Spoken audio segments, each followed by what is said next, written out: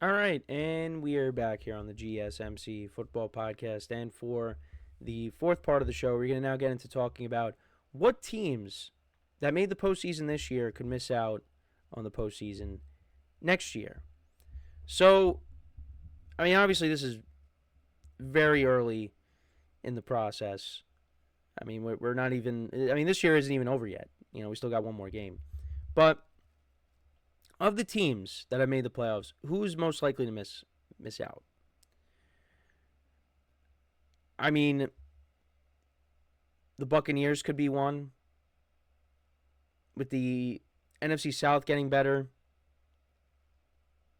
the Panthers, they finished the year strong.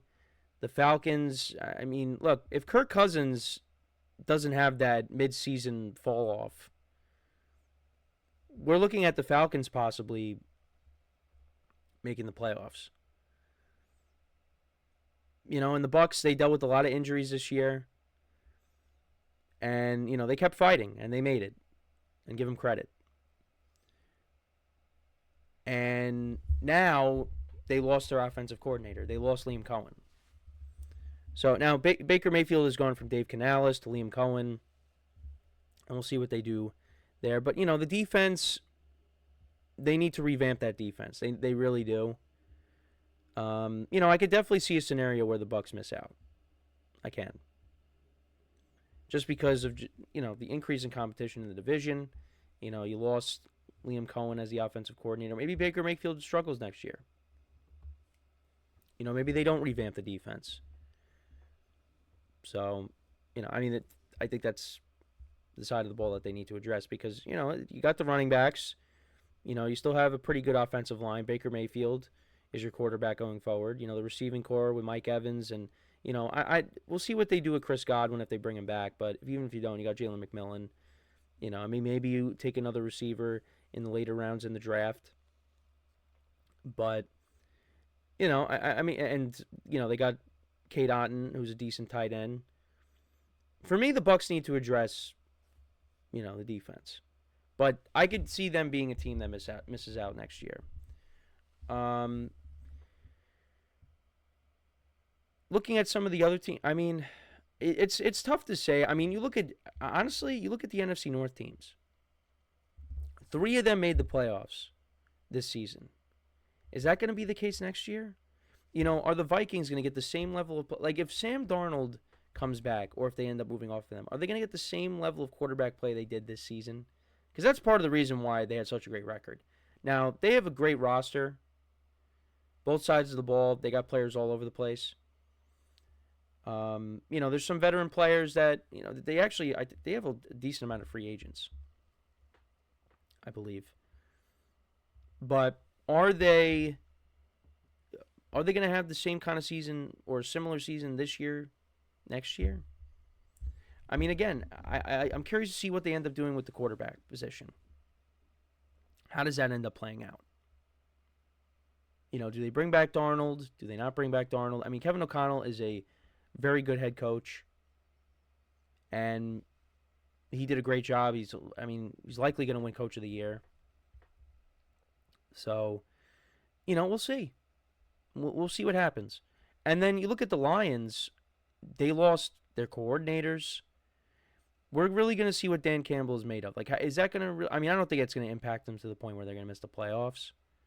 But that could turn out being detrimental to the team. Because they were a big part of turning this thing around in Detroit, and now they're gone. And it's like, well, what are the Lions going to do? The Packers, Jordan Love was banged up this year, and didn't play as well as he did last year. They struggled offensively. At least in the passing game, they did. I feel like out of the 3, the team that I view as the team to most likely miss out on the playoffs, I might say the Vikings. Just because I don't know what's going to happen with the quarterback position. Because, look, you can't say like anybody that steps in and takes over as the quarterback for the Vikings will turn them into a playoff team. Because remember when Kirk Cousins got hurt in 2023? You had Nick Mullins and Josh Dobbs. Josh Dobbs actually was playing well, and then teams started to figure him out, and then that was it. And then Nick Mullins came in, and he threw for 400 yards in a couple games, I believe, and, still turned the ball over a lot. Sam Darnold, though, right place, right time. And who knows, maybe Daniel Jones. Maybe they take a chance on Daniel Jones next year. Well, really what's going to happen is it's either they keep Darnold, move off of him, and then J.J. McCarthy steps in. So, actually, a team that I could see missing out on the playoffs next year, the Steelers. I think the Steelers is a team you could look at and say they. Now, that doesn't mean if they miss out, they're going to finish with a losing record, because we've seen them, finish at 9-8 and miss out on the playoffs. So, and I thought that was what was going to happen this year. 9-8 and missed the playoffs. But no, they went 10-7 and they made it, and they got knocked out in the first round. And kind of similar to the Vikings, what's the quarterback situation going to be like next year? Are they going to keep Russell Wilson? Are they going to keep Justin Fields? I talked about how, Art Rooney II spoke on it, and he said that, it's more likely that they're going to keep one over the other and not keep both, which makes sense. And I did have somebody in the comments say that they committed to Justin Fields already and that I should keep up, which, all right. I responded and I said, where did you see this? And, I went and double-checked. And even though I knew there wasn't a decision that was made, because we would have saw something, I was going off of what Art Rooney II said. So I don't know what this individual saw that I didn't see, unless they work for the team or something. They got inside sources. I don't have those kinds of. I don't have that access. I don't have those sources. So, the Steelers I could see. I mean, you also got guys getting older on the defense. They need to have a big offseason in terms of getting more elite talent on the offensive side of the ball, because they lack explosiveness with this offense. I know I just said the defense is getting older, so maybe you could point to that, but the defense is still going to be good. They need an offense that can keep up with the Kansas Cities of the world, the Buffaloes of the world, the Baltimores of the world, even though they beat the Ravens this year. They need that. They have lacked that for so long. They have lacked that since really the last year of Ben Roethlisberger and Antonio Brown. I can't add Le'Veon Bell to that, because Le'Veon Bell held out in 2018. I'm talking about 2018. Le'Veon Bell held out, which was the worst decision of his career, holding out the entire season. So, the Steelers, I could see it. The Buccaneers, I could see it. I mean, maybe Jaden Daniels and Bo Nix have sophomore slumps, and they miss out. I mean, the Broncos, they're another team that has to go out and add more talent on the offensive side of the ball. Commanders, kind of the same thing. The Rams, it's possible, depending on, if Stafford and Kupp come back.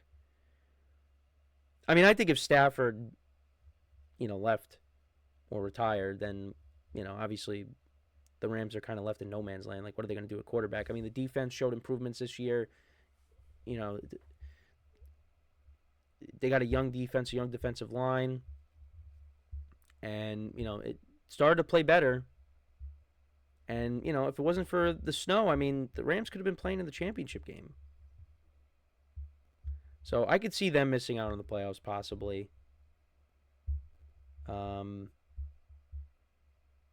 But, the Eagles, the Chiefs, the Bills, the Ravens, I mean, I pencil them in for the postseason next year.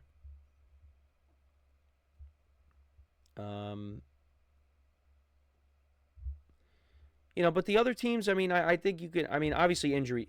The thing is, for all these teams, injuries could happen. injuries can happen, and then you miss the playoffs that way. But, I think for a lot of these teams, you could definitely make a case like, hey, this team could miss out. This team could miss out. I mean, look at the teams that fell just short. Like the Bengals, the Dolphins. You feel like, they're going to be better next year. I mean, again, throw the Cowboys in there. The Bears, maybe. There are going to be some better teams. So, and also I didn't mention, the Chargers and the Texans. I mean, I think the Texans, I still pencil them in as the best team in the division. The Chargers, I mean, I think the Chargers are going to be better, and that maybe they were. You could look at them as being a team that was ahead of schedule. So, I could see them making it. But, like I said, injuries can happen, and that could derail your season. So, I think the teams that most likely could miss the playoffs, I would say, is the Buccaneers and the Steelers out of the NFC and the AFC. I know, and you probably were a little surprised when I also said some of the NFC North teams. Well, I said all the NFC North teams, but like I said, out of the three, the Packers, the Vikings, and the Lions, I would say the Vikings. I think could most likely miss out,